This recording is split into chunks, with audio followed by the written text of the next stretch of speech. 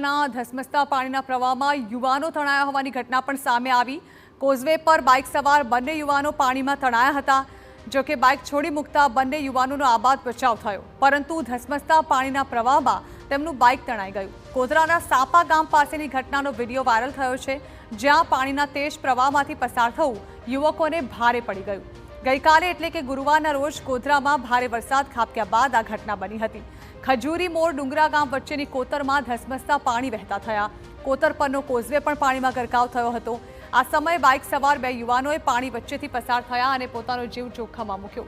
Causeway પર અધવચ્ચે પહોંચતા જ યુવાનો તણાવા લાગ્યા અને યુવાનોએ બાઇકને છોડી મૂકતા તેમનો જીવ બચી ગયો। બાદમાં કોઝવેના છેડે ઉભેલા લોકોએ યુવકોને હેમખેમ બહાર કાઢ્યા।